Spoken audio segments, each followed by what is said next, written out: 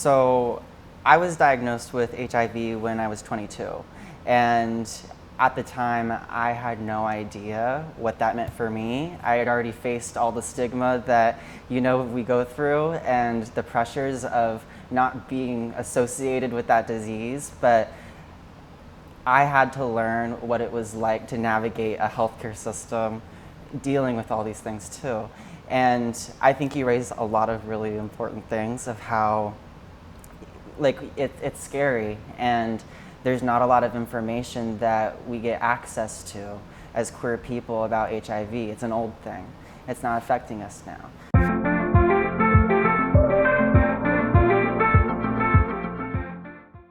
All right, sounds good. You're good to go. So I loved when you said that bars should be the minimum in what we're doing for queer spaces in this area. As a straight woman, I never thought about that beyond. But I want to know, what are some actionable steps as individuals we can take in the city to create more spaces? I mean, I'm not a business owner. I'm not going to be a business owner. But what can I do to help? So what can we do individually as people? How to make that space? That's a good question. And bring it to the attention of the city. I mean, straight away, it's supporting queer businesses.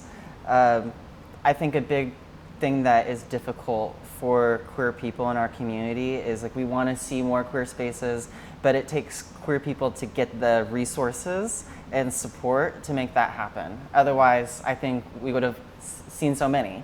But supporting the ones that already exist, going to the queer spaces and events that have drag queens, that have queer artists, that are trying to create more of a queer economy, being present at those and supporting those, and just education, knowing what our community is facing and what other individuals are currently in need of, whether when we talk about transgender people, just acknowledging pronouns and using them correctly and respecting them.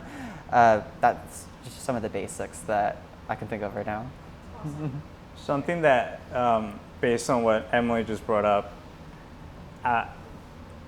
Danielle Freire, when she ran for city council in Jersey City Heights, I supported her. I was part of her team. Something that was so impactful is, how do we make the campaign make a difference now before we even get into office? And something that she did was she had a fundraising, a drag fundraising. Mm-hmm. So that's something that potentially we can do in this campaign as well. Yeah, I mean, any person can help bring visibility to queer artists and queer individuals. Mm-hmm. That's something we can do now. Yeah. There's plenty of queer people who are looking to be supported, whether it's just on social media and sharing a post, whether it's a queer artist who's launching a small business on Etsy and you buy something. Even in your own businesses, finding ways that you can bring visibility safely to queer people is going to be really impactful. Yeah. Any other? That's my main question. It was my last one. No, you're okay.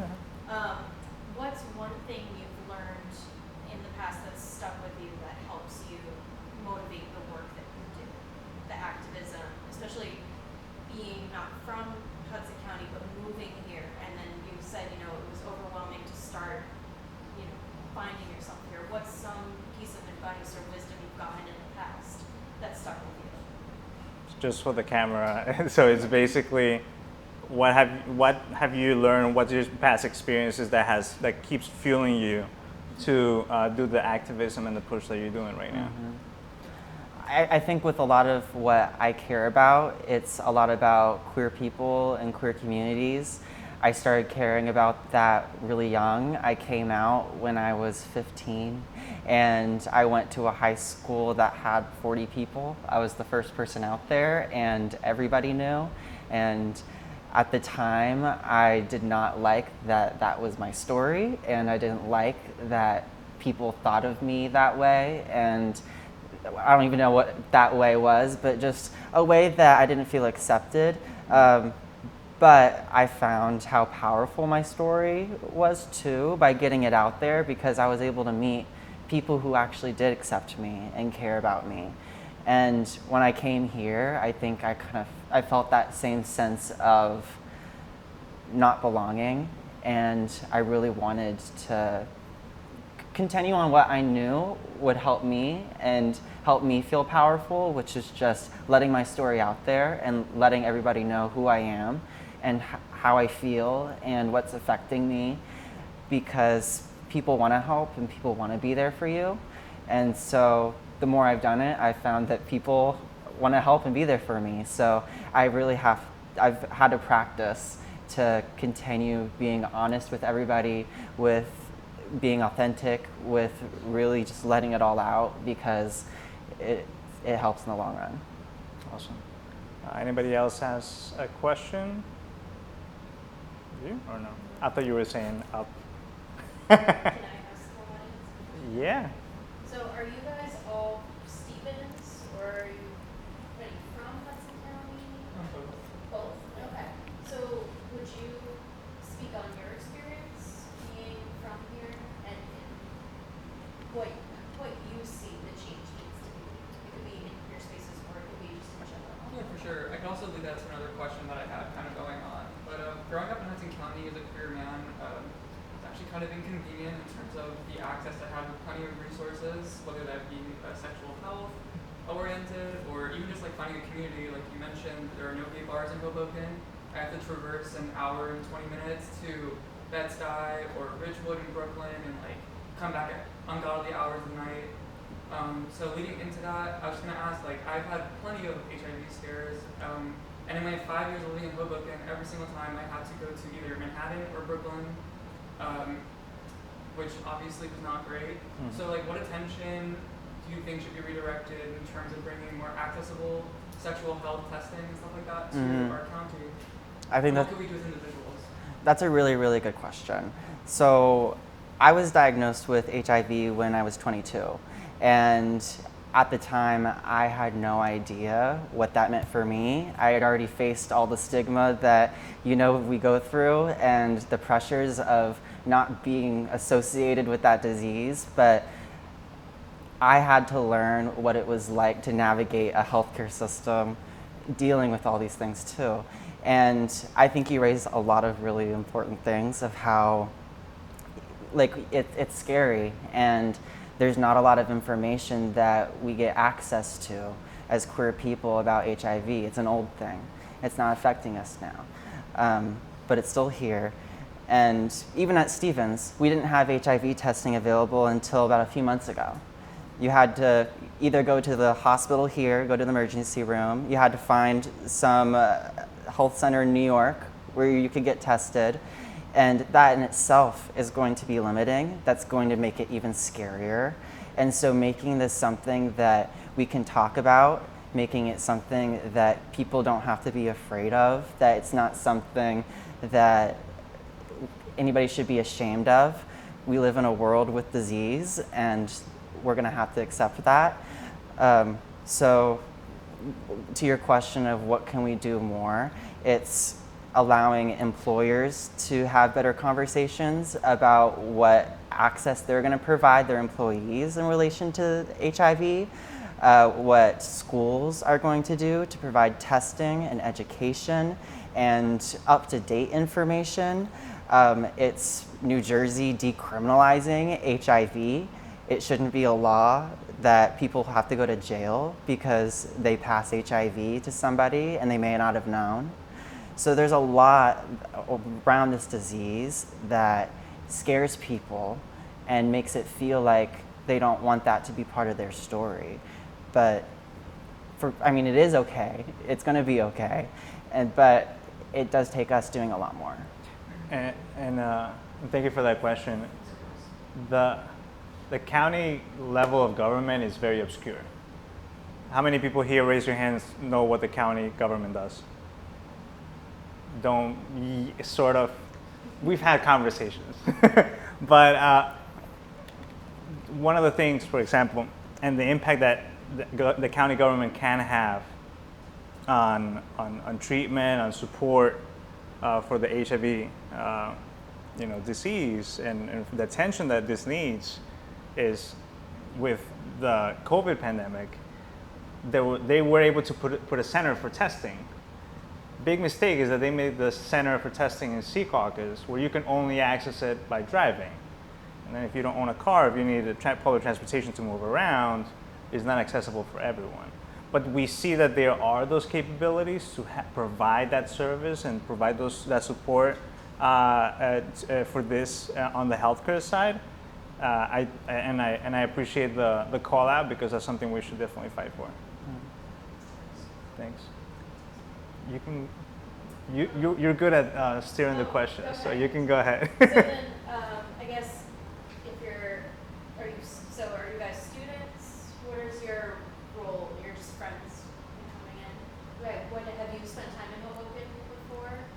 Like more than just a night out, or even just a night out in Hoboken? Or yeah, has there anything? Have you felt welcomed in the community in Hoboken or Jersey City? Has there been times where you were like, "Ooh, I don't like this," or do you have any of those experiences? Yes. I'm looking at you, so you're